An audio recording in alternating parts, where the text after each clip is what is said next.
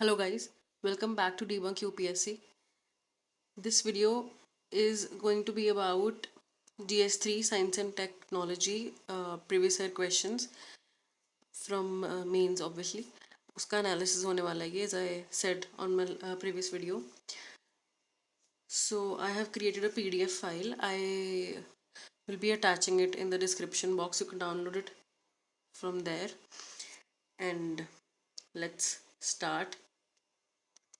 So what I have analyzed is that there are around 3 to 4 questions in every paper every year in GS3 every year, and they are around the question number 5, question number 6, question number 15, question number 16. These are the 4 question numbers where they are. So basically 2 questions from are 10 markers, and 2 questions they are giving at the maximum saying 2 questions they are giving as a 15 marker these days, because earlier like 2016-15-14 में तब तो 12.5 marks का भी question डाल देते थे वो. तो this video is going to be about the analysis. So let's start with it. Yeah. So 2022 में क्वेश्चन आया the increase in life expectancy पे and newer health challenges in the community. What are those challenges? So ये this was based on NFHS 5 का जो data आया था उसके basis पे ये क्वेश्चन आया था. मतलब ये डायरेक्टली वहाँ से उठाया गया था. तो ये भी करंट का था, हमने देख लिया. मैंने ये नोट किया है सारा करके एनालाइज कि करंट से क्वेश्चन आते हैं साइंस एंड टेक के. आई वुड से 80% करंट से क्वेश्चन आते हैं, और एक क्वेश्चन वो डाल रहे हैं बायोटेक का या नैनोटेक का. बेसिकली बायोटेक में से nanotech is subset of biotech. तो बायोटेक का डालते हैं या फिर एग्रीकल्चर के साथ रिलेट करके डालते हैं. ठीक है. तो ये क्वेश्चन ये था. फिर था सेलुलोस वाला क्वेश्चन था. Cellulose is deposited on the surface of planet Earth. Natural processes this cellulose undergoes before yielding carbon dioxide. So basically this question was say बनाए I'm sorry, अगर ऐसे वेन डायग्राम बनाए तो ये एसएनटी है ना, तो ये एनवायरनमेंट है, तो ये थोड़ा सा यहाँ वाला क्वेश्चन था. थोड़ा सा मिलके इसका आंसर दे सकते थे बिकॉज डिकम्पोजिशन का वो करते थे, वो वाला टॉपिक हम कर सकते थे इस तरह से. नेक्स्ट क्वेश्चन था जेम्स वेब स्पेस टेलीस्कोप पे. ये हम एक्सपेक्ट ही कर रहे थे कि आएगा बिकॉज दिस वाज मतलब this was expected. This was nothing out of the blue. This was expected. Current था ऑब्वियसली, करंट का था. ठीक है. ये वाला थोड़ा सा आउट ऑफ द ब्लू था, बट ऐसे questions UPSC bouncer questions UPSC डालता है तो ठीक है. और वैसे ये थोड़ा बेसिक्स से क्वेश्चन था. तो जो साइंस बैकग्राउंड से थे लोग, या फॉर दैट मैटर जिन्होंने इन्वायरमेंट भी ढंग से किया हुआ है, या फिर उनका बैकग्राउंड जियोलॉजी है या इन्वायरमेंट है इस तरह से, तो वो कर सकते थे question. Anyways next question vaccine development पे क्वेश्चन था. How do vaccines work? Approaches were adopted by Indian vaccine manufacturers by कोविड-19 वैक्सीन. बेसिकली ये देखो 20 में कोविड आया था ना, तो बाय द टाइम 22, ये 22 का क्वेश्चन है ना, बाय द टाइम 22 आया तो कोविड पे पहले भी क्वेश्चन आ रखा है. आई थिंक 2 क्वेश्चन आ गए थे, 20 और 21 में क्वेश्चन आ गया था कोविड पे. तो यू मैंने जो देखा है कि पहले कोविड पे सॉरी पहले कोविड पे जो क्वेश्चन पूछा गया था वो था बेसिक. फिर उसके अंदर डेप्थ में गए, और ये वाला बिल्कुल डेप्थ वाला क्वेश्चन था वैक्सीन्स की डेवलपमेंट कैसे. बेसिकली इसमें हम डिस्कस कर सकते थे कि कौन कौन सी टाइप ऑफ वैक्सीन्स होती हैं. जैसे वेक्टर वैक्सीन होती है, और ऐसे मतलब वो जो जिसमें उसको जो ऑर्गेनिज्म होता है उसको इनेबल कर अनेबल करके फिर हम डालते हैं उस तरह से. मतलब बेसिकली कोवैक्सीन कैसे बनी है. ठीक है. और कोविशील्ड वो बनी है वो वेक्टर वैक्सीन है. और भी जो वैक्सीन थी जैसे mRNA वैक्सीन का भी लिख सकते थे. मतलब वो सारी टेक्निक्स इसमें आनी थी. ये क्वेश्चन एक्सपेक्टेड था, इसमें कुछ नहीं था. ठीक है. उसके बाद 21 में देखा तो S-400 एयर डिफेंस सिस्टम, मुझे लगता है ये न्यूज़ में था उस टाइम पे, सो ये भी मैं करंट का ही मानूंगी। ठीक है।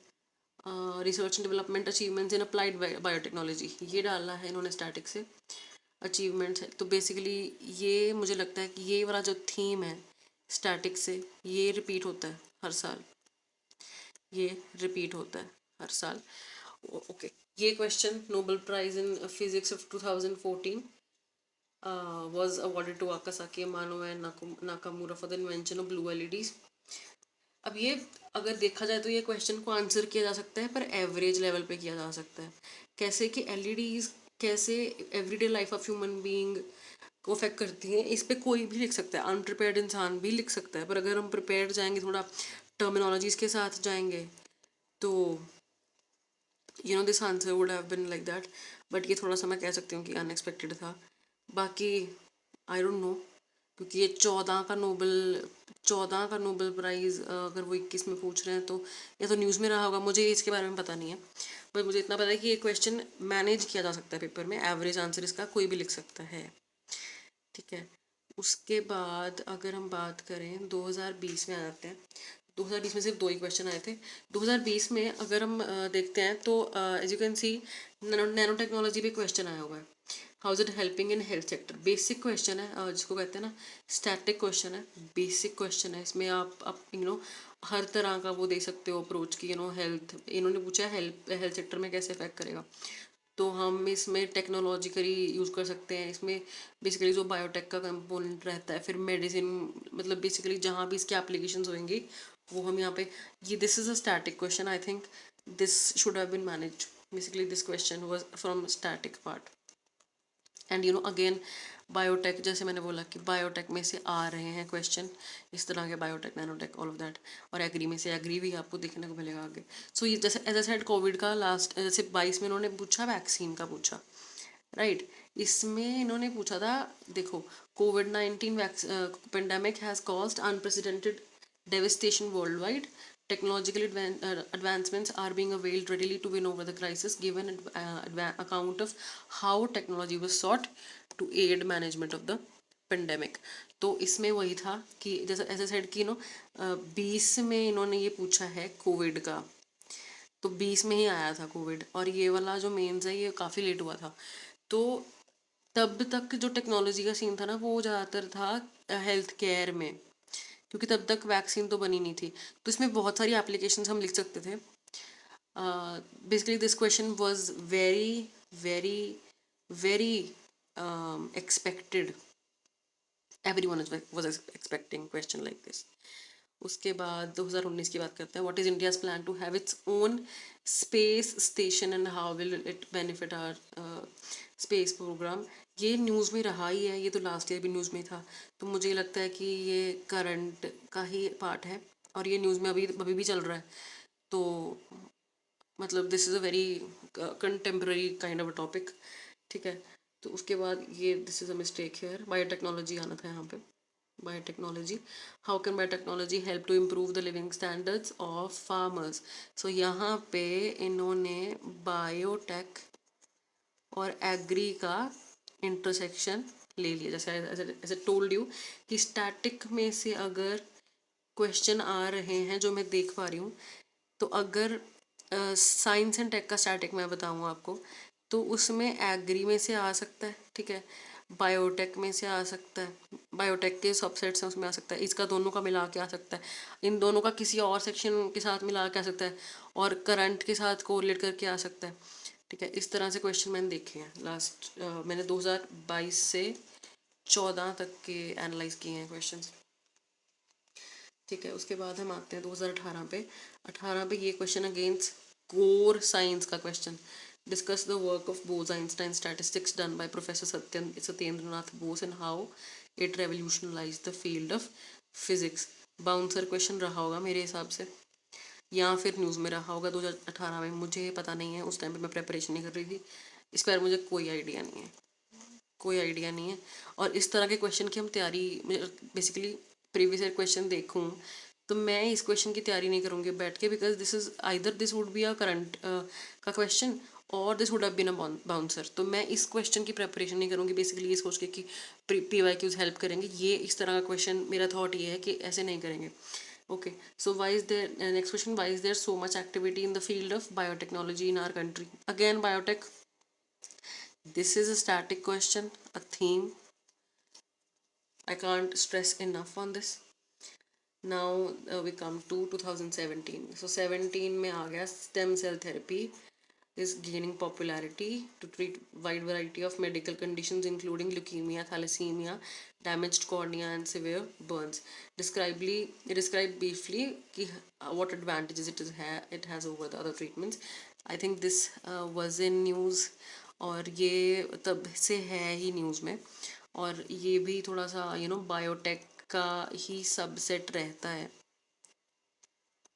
और इसमें एडवांटेजेस हैं, तो आई थिंक ये एक्सपेक्टेड रहा होगा। आई एम नॉट श्योर वैसे, बट मैं कह सकती हूँ एक्सपेक्टेड रहा होगा। Given account of the growth and development of nuclear science and technology, advantage of fast breeder reactor. देखो इसका हाफ पार्ट तो जो है ना वो तो स्टैटिक है कि growth and development of nuclear science, और जो अगला पार्ट है fast breeder reactor, I am sure news में रहा होगा या कुछ ना कुछ तो ऐसा रहा होगा, ऐसे आउट ऑफ द सडन तो नहीं आया होगा ऐसे, क्योंकि ये बहुत पर्टिकुलर क्वेश्चन है, तो मुझे लगता है कि न्यूज़ में रहा होगा। मुझे आइडिया नहीं है कि उस टाइम पे क्या चल रहा था न्यूज़ में। 17 में मेरा 12th हुआ था। मुझे कोई आइडिया नहीं था।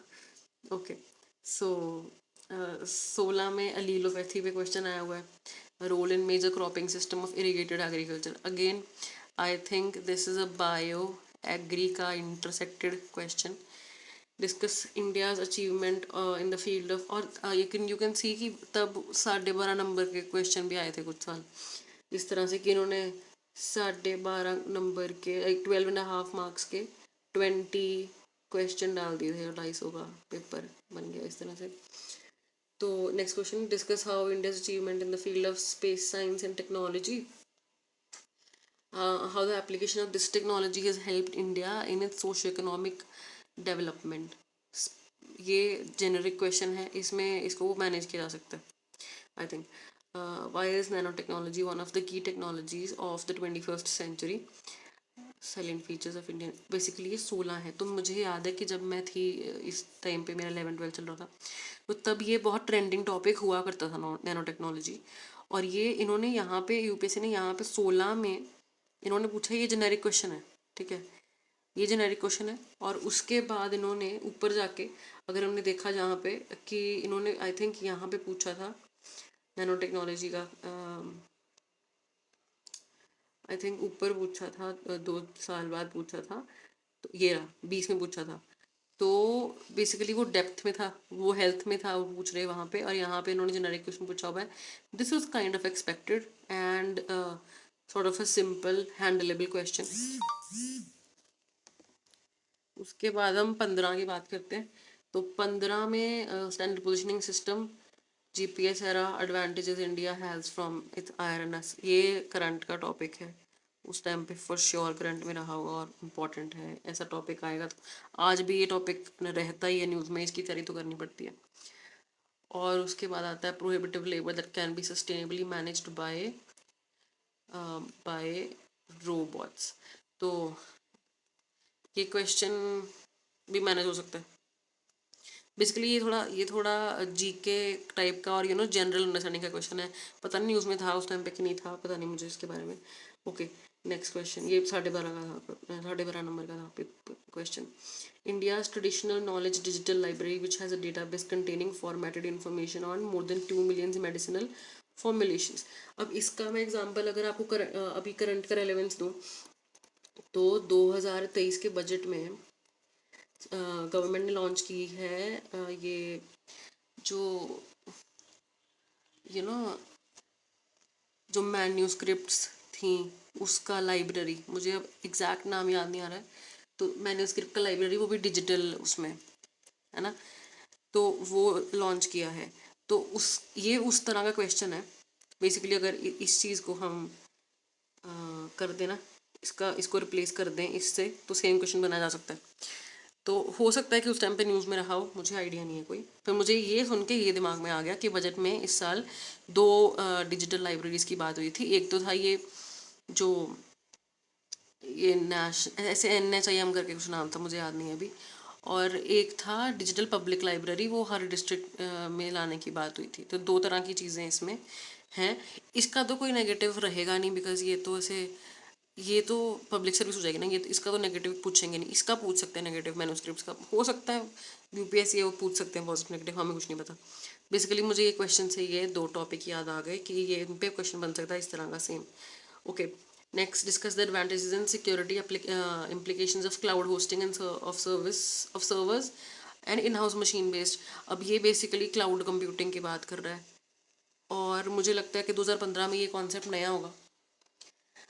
इसीलिए ये 2015 क्वेश्चन है, तो इसीलिए इस पे क्वेश्चन आया होगा, न्यूज़ में होगा फॉर श्योर, ऐसे आउट ऑफ ब्लू नहीं होगा ये क्वेश्चन।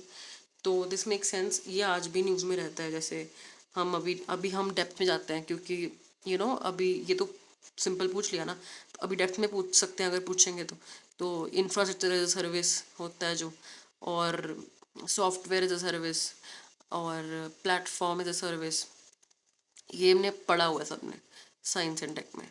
अगर नहीं पढ़ा हुआ है आपने तो आपको देख लेना चाहिए एक बार, अगर आप बिगिनर हो तो ये चीज़ें थोड़ा डेप्थ में जाना पड़ेगा। बेसिकली PYQ एनालिसिस का पॉइंट ये होता है कि अगर आपको यहाँ पे कोई टॉपिक दिख रहा है, कोई थीम दिख रहा है, कुछ रिपीट होता हुआ दिख रहा है, तो आपको देखना पड़ेगा कि कैसे रिपीट हुआ है। तो मेरे को समझ ये आया है कि डेप्थ हर मतलब बेसिकली लेवल इंक्रीज होगा हर साल। अगर इस बार UPSC ने पूछ लिया, जैसे इस बार सर्विकल कैंसर की वैक्सीन आ गई है जो कि इंडिजिनसली डेवलप हुई है, उसका नाम है सर्वावैक, ठीक है। तो इस साल UPSC सिंपल ये पूछ लेगा, भाई बताओ सर्विकल कैंसर क्या होता है, उसका भी उसके इम्प्लीकेशंस क्या होते हैं, सिम्टम्स क्या होते हैं, ये चीज़ें, और उसका स्टैट्स क्या रहते हैं, और उसकी वैक्सीन को डेवलप हुई है कि नहीं हुई है, वो सब कुछ पूछ लेगा। तो कनेक्ट तो इस तरह से ही करना है। I am just given example. उसके बाद 14 की बात करते हैं। तो 2014 में ये क्वेश्चन आया था, scientific research in Indian universities is declining. ये टॉपिक इस बार फिर से रेलेवेंट है, बिकॉज यहाँ पे इस बार बात हो रही है नेशनल साइंस फाउंडेशन की बात हो रही है। न्यूज़ में चल रहा है ये टॉपिक, ये बिल अभी पास नहीं हुआ है। National research foundation, NRF, not this, sorry, NRF, national research foundation, कि इसमें इसमें फंडिंग बढ़ा दी जाएगी। जो ऐसे साइंटिफिक रिसर्च इंस्टीट्यूट जैसे IITs हैं, आइसर्स हैं, तो इनकी फंडिंग बढ़ाई जाएगी, और इस तरह से है थोड़ा होलिस्टिकली चीज़ों को दिया जाएगा। ये अगेन बायोटेक का क्वेश्चन है। Over use in free availability of antibiotics without doctors prescription. I would say biotech का जेनेरिक क्वेश्चन है, स्टैटिक क्वेश्चन है, और मुझे लगता है कि हो सकता था ये वाला क्वेश्चन एक्सपेक्टेड रहा हो, क्योंकि आज के डेट में भी एक्सपेक्टेड है, बिकॉज सॉरी न्यूज़ में रहता ही है कि बर्ड फ्लू हो गया और ये हो गया वो हो गया। अब कोई भी दिक्कत जब आती, कोई भी ऐसे पेंडेमिक या एपिडेमिक निकलता है, तो हमें पता लगता है कि, और ये इशू वैसे भी चल रहा है कि जो पोल्ट्री है उसमें एंटीबायोटिक्स की ओवरडोज या ओवर यूज़ की वजह से क्या हो रहा है कि वो रेजिस्टेंट हो चुके हैं, जो माइक्रो ऑर्गेनिज्म हैं जो उनको अटैक करते हैं। तो इससे प्रॉब्लम बहुत बढ़ रही है। इसके कारण बहुत चीज़ें अफेक्ट होती हैं। इसके कारण फूड इन्फ्लेशन आ जाती है, बिकॉज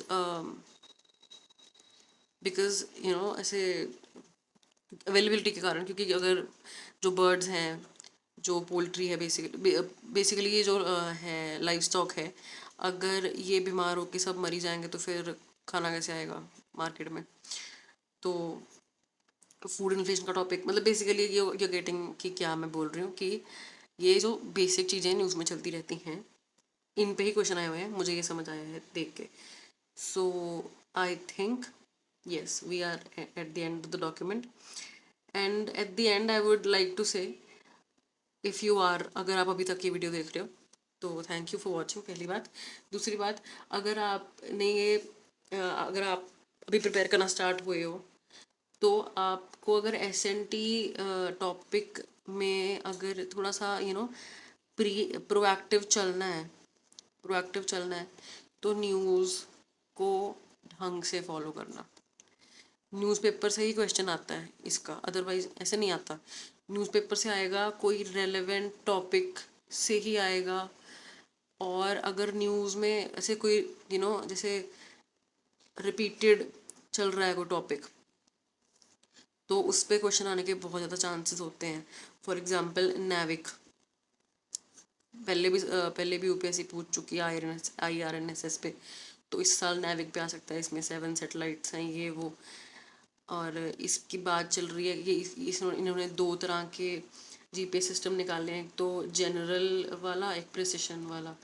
इस तरह से चीज़ें बेसिकली जो न्यूज़ में चीज़ें आ रही हैं, मुझे लगता है साइंस एंड टेक का जो मेंस के क्वेश्चन होते हैं वो यहीं से आते हैं। प्रीलिम्स के तो कहीं से भी आ जाते हैं। प्रीलिम्स की बात नहीं करते हम, प्रीलिम्स में तो कुछ भी हो रहा होता है।